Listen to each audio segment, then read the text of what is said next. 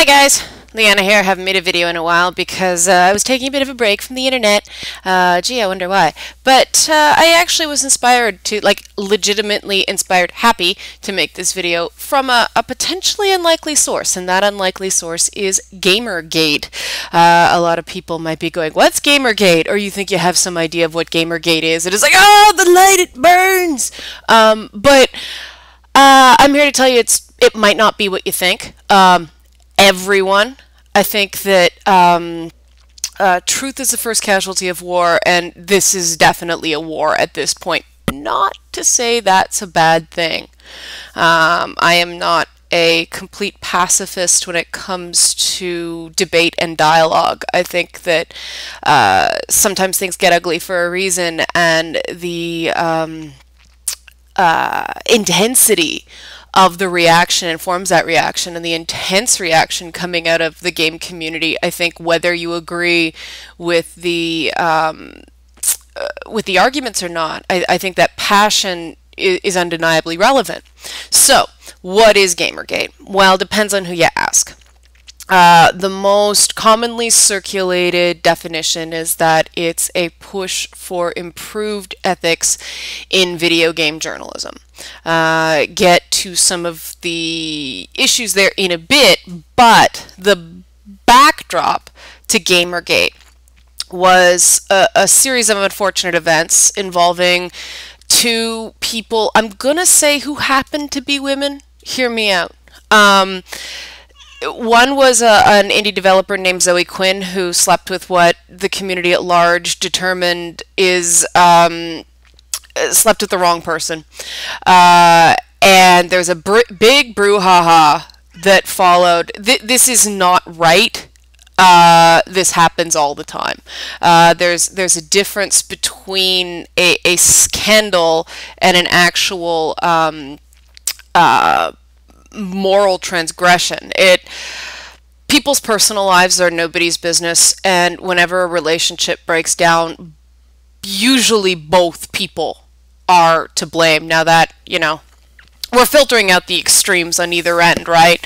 But there's all this stuff about cheating and sleeping with a reporter and all that stuff, and that's great if you want to watch Dallas or, some soap opera. But is this relevant to our lives playing games? No, it's one person's drama who decided to take out a blog and get revenge on their ex. It's intellectual revenge porn, and that's wrong. Venting your spleen online and committing character assassination online and not taking it down when you see the real cost to somebody you claimed you used to care about. Think about that. Now, I'm not saying the guy don't have a beef. The guy has a beef, but we have to separate personal moral transgressions, which are wrong, from actual professional ethics breaches. I mean, we live in a post-Clinton era. Everybody, male and female alike, lined up to defend him. So we gotta be consistent.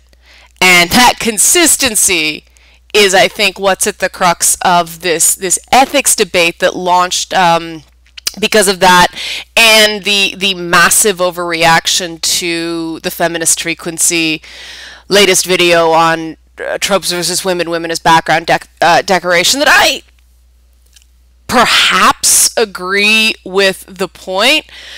And I know this is another aside, but I think it's relevant. We need to talk about this stuff because it is background. Women are background decoration in games. Yes, so are men.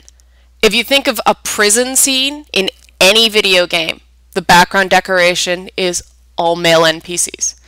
Background decoration is part of video games. You need to make the world feel alive, because if the world doesn't feel alive, then people claim your world is too sparse, and I've seen games get slammed for that. So what Feminist Frequency is saying, despite themselves, is that it's okay to populate your world with men. It's not okay to populate your world with women because something might happen to them. Now, there are men beating the crap out of men in the backgrounds of video games all the time. All the time. So, why are we singling out women? That's the question Feminist Frequency has to ask. Moving on. The whole thing about journalism ethics that came out of this is, where are the lines? Where are the lines? What do journalists have to disclose? What are proper ethics when it comes to games and game reporting? And this is a much harder question to answer than I think anybody realizes, because there's four parts to this. One is the journalists and their editors. And yes, we absolutely have a responsibility. We can screw up. We all have bias. The elimination of bias is not possible. Everybody comes from their own personal histories. Everybody has a background. Everyone has likes and dislikes. There's nothing wrong with that as long as you're aware of it and keep it to manageable levels. Editors, that's a trickier thing, because editors are people who were usually once writers. Most editors are men. Most editors are white cisgendered men. Don't freak out because they use that definition. It's just true, guys. It's just true. Most editors are white cisgendered men. Don't freak out about that. Don't be so defensive about that. There's nothing wrong with being a white cisgendered man. There's a lot of things right with being, we need white cisgendered men. You know, we need cisgendered men. We need to continue the straight cisgendered men. We need to continue the population, right?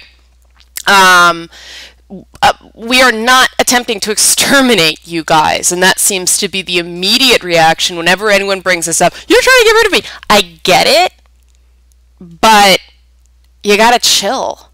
Because, no, nobody's saying get rid of you. What we're saying is you gotta be aware that the opinions you're most likely to like are those of another white, straight, cisgendered man. Why? Because you have a lot of commonality of experience. You have to be aware of being open to points of view you don't agree with from someone who came from a different path in life. That's all that's being said. We good with that? Good. Okay, because there's other parts, and I want to keep this video under 10 minutes. There's the game consumers, and the people who write about games, and the people who blog about games, and the people who tweet about games. And you guys are doing great things bringing this to everyone's attention. Good for you. I've got a challenge for you now. Like stuff. Like stuff. Because if all you do is dump on stuff, if all you do is attack stuff, we don't know what the right path is. We know we shouldn't go here, we know we shouldn't go here, we know we shouldn't go here, but we don't know where to go. So what ends up happening is you get an industry driven by caution, which means no one wants to take risks. No one wants to do those exposés. No one wants to expose something. No one wants to do real press. Why? There's no benefit. There is no benefit to going after a big publisher. All we do is get our access cut, and we don't win any friends. There's no awards for there's no Pulitzer Prize for video game journalism. And that's what protects journalists of other types, award systems, some sort of meritocracy within the business. That's what allows people to go after the big guns, to be whistleblowers, to have a reputation in the industry. If you guys don't start backing people, that can't happen. You know, I know it's easier to dislike something than to like something. I go after things all the time. I admit it. I neg for the greater good too. But I also make sure to say when I think somebody's doing something good. You know, even if I don't agree with their positions, I can agree with the thrust behind it. And that brings me to the third and fourth part of the equation, which is publishers and events. You know, big game companies and big events like Gamescom, E3, things like that. We have to imagine it's a video game and it's on hardcore difficulty. Navigating these things, actually getting to the people we need to get to, is tough. And publishers have to start taking responsibility for the quality of game coverage too, because if you cut coverage the minute we say something negative, no one is allowed to have any ethics, and no one is allowed to endorse your product in a way that people are going to listen to, because everything's compromised and the entire system is bankrupt.